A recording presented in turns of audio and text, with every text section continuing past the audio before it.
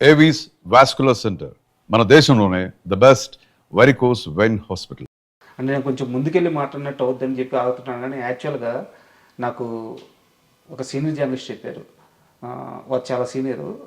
అల్లూరి సీతారామరాజు సినిమాకి ఆదిశేషగిరిరావు పడ్డ కష్టం అంటే, ఒక లొకేషన్ అది అడవుల్లో ఉండేది, చిన్న వస్తువు కూడా ఒక కొన్ని కిలోమీటర్లు వెళ్ళి తీసుకురావాలి, అది పాలైన వస్తువు, ఫుడ్ అయినా, కూరగాయలైనా ఎన్నో ఒక 30 days 40 days నిరంతరం పనిచేశారు ఆయన అని చెప్పి చెప్తారు. ఇంకో యూనిట్ ఎవరు లేరు, ఇంకో సహాయం చేసే మనిషి లేరు, ఈవెన్ హనుమంతరావు గారు కూడా లేరు. ఆయన రెక్కల కష్టం అల్లూరి సీతారామరాజు.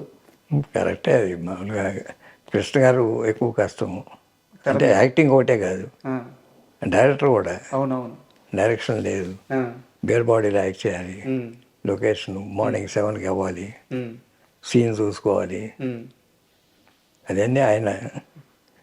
దానికి ఏర్పాట్ల కంటే చింతపల్లి అడవుల్లో ఒక క్యాంప్ వేసాం. డీజిల్ కావాలన్నా నర్సీపట్నం వెళ్ళాలి, అంటే అబౌట్ 100 kilometers.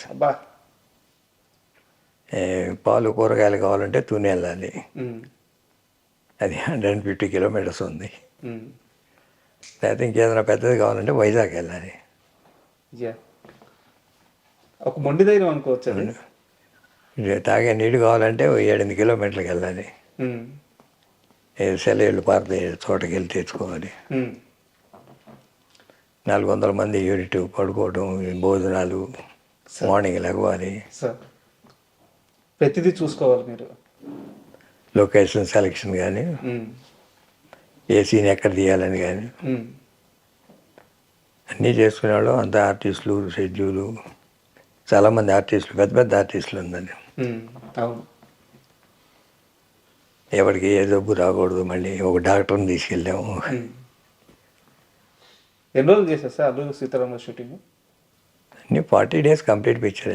40 days అక్కడికి చేసిన 30 days, మెడ్రాస్లో 10 days చేసాం. కానీ చేతిలో ఉన్న స్క్రిప్ట్ మీద నమ్మకం తెప్పించి, స్క్రిప్ట్ బాగా వచ్చింది, మహారథి డైలాగ్స్ బాగున్నాయి, కృష్ణ గారు క్యారెక్టర్లో ఇంకా ఆయన చంపేస్తాడు, ఖచ్చితంగా బాగా చేస్తారు, ఈ నమ్మకం తెప్పించి ఇంకా ఎలాంటి హోపు లేకుండా డబ్బులు పోయినా పర్లేదు ఈ ప్రాజెక్ట్ చేయాల్సిందని మొండి ధైర్యంగా దిగిన సినిమా అంట కదా?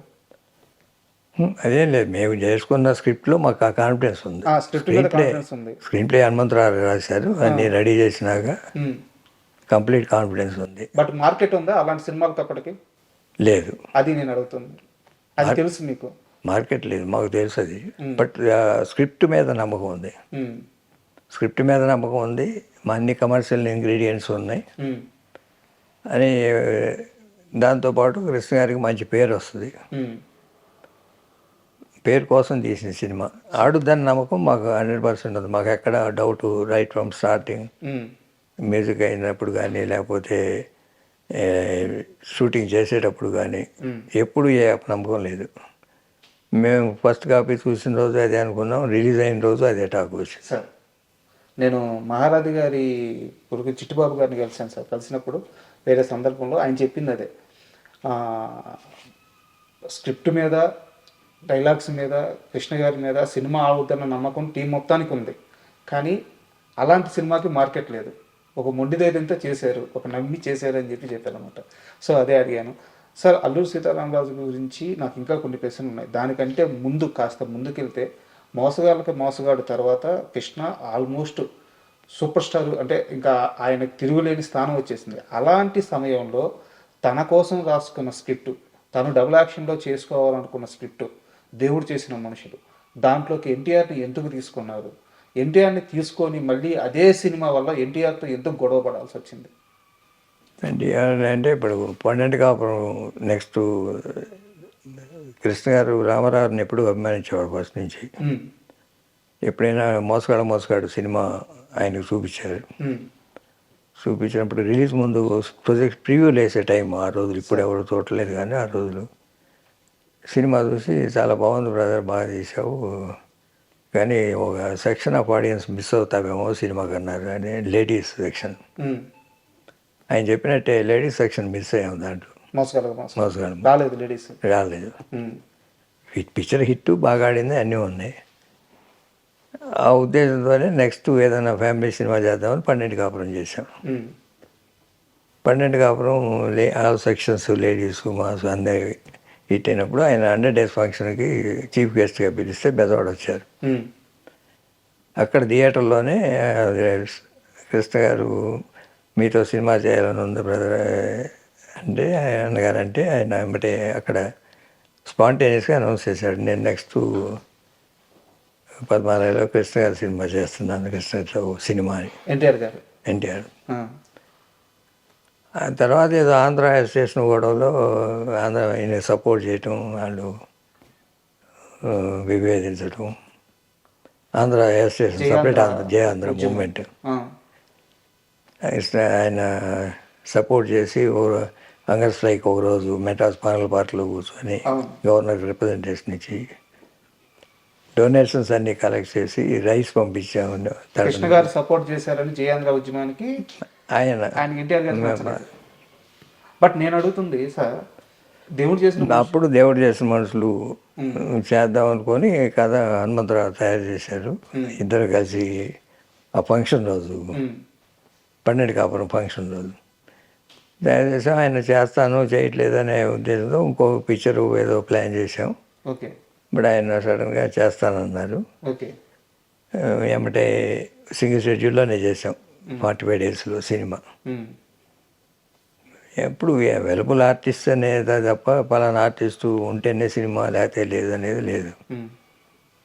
అండ్ డేట్స్ ప్రకారం ముందు జమున గారు హీరోయిన్ అనుకున్నాం, ఆ డేట్స్ అడ్జస్ట్ కాకపోతే జయలలిత గారిని తీసుకున్నాం. అట్లా జరిగింది సినిమా. అది 100 డేస్ ఫంక్షన్ అయినాక దాంట్లో 100 డేస్ ఫంక్షన్ కాదు, మన రిలీజ్ అయిన పాటల పుస్తకాల్లో మా రాబో చిత్రం అల్లు సీతారామరాజు అని వేసాం. ఓకే. నెక్స్ట్ సినిమా ఆ రోజులు అది అలవాటు. ఆయన కూడా చేసి మా పాటల పుస్తకంలో వేసాడు, మా రాబో చిత్రం అల్లు సీతారామరాజు అని. అప్పటికి ఎన్ని ఏళ్ళ క్రితం సార్ అది? 11 ఇయర్స్ క్రితం. వాడు తీరా అప్పటి నుంచి వేరే మేము పోటీగా తీస్తున్నామని చెప్పి ఆయన ఫంక్షన్ కూడా రాలేదు. దేవుడు చేసుకున్నాం 100 డేస్ ఫంక్షన్. కరెక్ట్, అదే సార్ నా క్వశ్చన్. ఫంక్షన్కి రాలేదు. తర్వాత అయిపోయింది, అది తీద్దాం అల్లు సీతారామరాజు చేయటం అంటే ఆయన పిలిచి ఏదో మాట్లాడటం. ఇప్పుడే పిల్లలు పైకి వస్తున్నారు,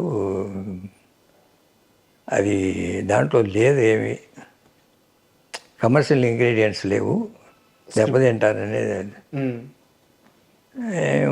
అంటే మేము రాసుకున్న స్క్రిప్ట్లో ఉన్నాయి కమర్షియల్ ఇంగ్రీడియంట్స్, మీరు రాసుకున్న స్క్రిప్ట్ మాకు తెలియదు కదా, మీరు ఇప్పటికీ తీస్తానంటే మేము మానేస్తానని కూడా కృష్ణ గారు అన్నారు. ఆయన లేదు దాంట్లో ఏమీ లేదని చెప్తున్నాను కదా, ఇంకేదైనా సినిమా తీసుకోండి, కావాలంటే కలిసేద్దాం లేకపోతే తీసుకోండి అని. మీరు తీయొద్దు అన్నారు. అది కరెక్ట్ కాదు, మన స్క్రిప్ట్లో మన నమ్మకం ఉందని మేము ప్రొసీడ్ అయిపోయాం. ఒక హిస్టరీ అంటే ఇది మీరు చాలా దగ్గరలో చెప్పలేదు, బట్ నేను అనుకుంటున్నాను అంటే తెలుగు సినిమా ఇండస్ట్రీలో అత్యధిక రెమ్యునరేషన్ ఇచ్చి కృష్ణ గారితో సినిమాలు తీయడానికి చాలామంది నిర్మాతలు ముందుకొచ్చారు, ఇచ్చారు అని చెప్తారు. నిజమేనా? అత్యధిక ఏముంది, అప్పుడు ఉన్న టాప్ రెమ్యునరేషన్స్ ఉండే వాటిలో ఈయన ఒకడు. సౌత్ అని కాదు, తెలుగు. తమిళ్లో పెద్దగా అప్పటికి ఎంజీఆర్ గారు పైకి వెళ్ళిపోయారు చాలా. సార్ తెలుగులో ఉన్నంత వరకు టాప్ రెమ్యునరేషన్సే ఉన్నాయి. అప్పటికి కృష్ణ గారికి, సోమన్ బాబు గారికి, రామారావు గారికి, నాగేశ్వర గారికి ఆల్మోస్ట్ మొరార్లెస్ ఒకటే ఉండేవి. అంతకుముందు సెకండ్ గ్రేడ్లో ఉండేవాళ్ళు ఈక్వల్. అల్లు సీతారామరాజు తర్వాత ఆల్మోస్ట్ నెంబర్ 1 ఇంకా. అవును.